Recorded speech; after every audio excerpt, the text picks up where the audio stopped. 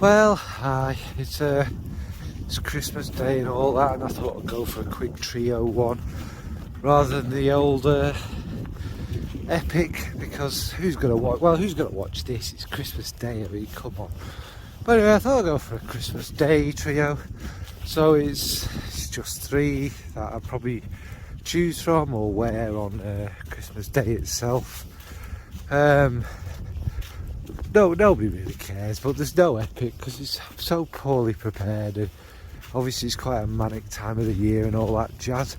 Anyway, here's three choices which I'll probably wear all three for good old Christmas Day. So first up is the indie one, and that's a kind of it's dead easy for me because kind of tradition of what I wear Christmas Day. I think it's the first kind of, if you like, alternative kind of niche indie fragrance that really kind of captured me back then. It's from Erin Terence Hughes, and it's Jasmine Amber Rose.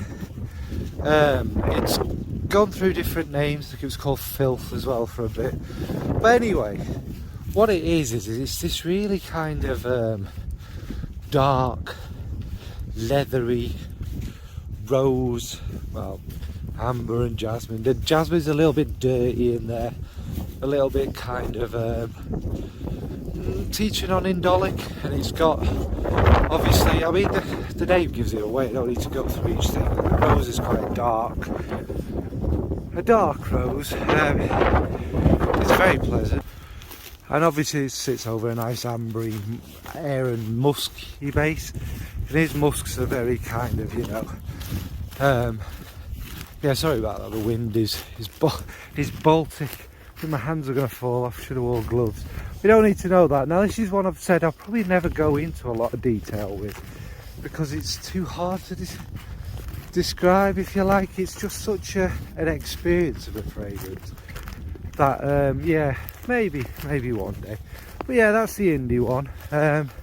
And it's kind of, yes, tradition. This is probably one you'd wear towards the night, when your belly's a bit full and you're having a few sherries and whatnot. So yeah, that's Jasmine Amber Rose from Erin Terence Hughes.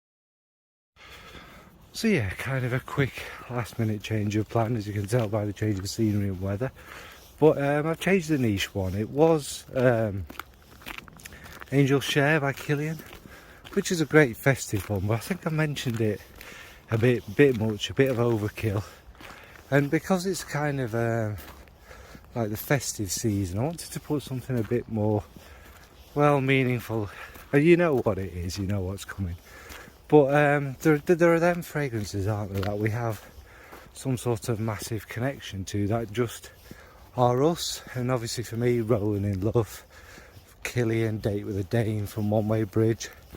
And of course this one, Lotus Rising from April Aromatics. Now I just did a post about it being like a kind of pagan festival sitting in the stones thousands of years ago.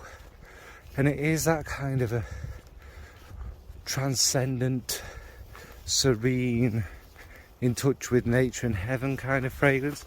It sounds like it's a bit over the top, but it's not. The smell, again, it's like a stream with lotus flowers. I've never smelt a real lotus flower. I've just smelt it here and there in fragrance, and water lilies and kind of florals, but it's this fresh stream of life, if you like. It's so vivid, it's so natural, it just takes you there. Be it an ancient stone circle in northern Europe, or an ancient Buddhist temple by these streams with the flowers, along the Ganges. Just takes you back to a kind of simpler, more in touch with nature and earth kind of feeling. And all them kind of the Eastern religions of the pagan Western religions are kind of very similar, aren't they? With that our connection to each other, our connection to earth and the universe.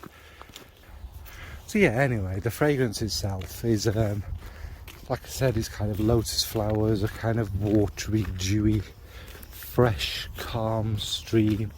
The white flowers, There's a little, I mean, whether there is or there isn't, I get like a little bit of a musky touch. There's this kind of green, earthy, naturalness about it. It's just very beautiful. It's very delicate.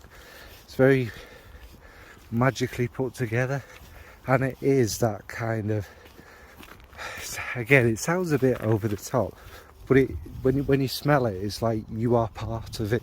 You are part of them lotus flowers. You're part of kind of nature. And lotus flowers are, of course, very important spiritual flowers in Buddhism, in Hinduism as well, I believe as well. So it maybe by design it's kind of that spiritual, kind of magical one. Anyway, that's enough waffle for that. That's Lotus Rising from April Aromatics. So finally is the designer, and that's quite a, it's what I planned to take with me when I went anyway. It's kind of all day, easy wear, actually smells more like spring, but that is a drop DC from Mitsumiyaki, which was a birthday present gift, was it, or was it a Christmas present gift from that Rose and Jones lass. Anyway, it's a really simple, easy, lovely, beautiful wearer fragrance. It's all really based around lilac, and there's a kind of soapiness, soapy cleanness running through it.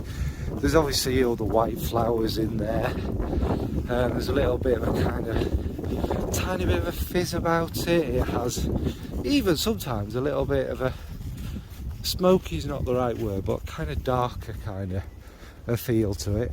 It's not overly complicated. Is a lily and tuberose in it? Oh, I don't know without looking.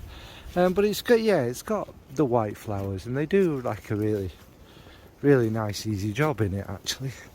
Not going to waffle on. It's just very inviting. It's very pleasant. It's very easy to wear. It smells very clean and relaxing.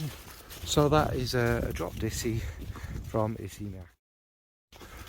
So yeah, it was ridiculously brief. May as well not even bothered had it really. But it was just a very brief kind of ones what I'll be wearing for Christmas.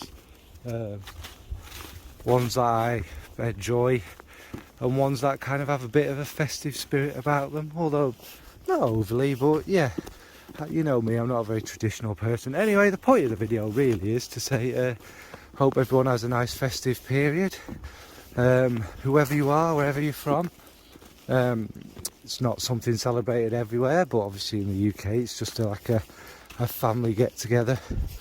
Time off work for not everyone, but a lot of people. And just a chance to take stock and do the things that matter, i.e. eat lots of food, spend time with family, and get rather drunk. But however you celebrate it, if you do have the day off and that, if you don't, thank you very much for all that you do, because people who work on Christmas Day are people we can't manage without, basically, aren't they? And they have no choice. But yeah, thank you anyway, and hope everyone has a good one. And here's to 2023 being hopefully slightly better. Right, bye. Oh, yeah, sorry, very rude of me. What are you going to be wearing on this festive period? Have you got any favourites? You're going to be wearing different ones on the night and day, etc. Right, thanks folks, bye.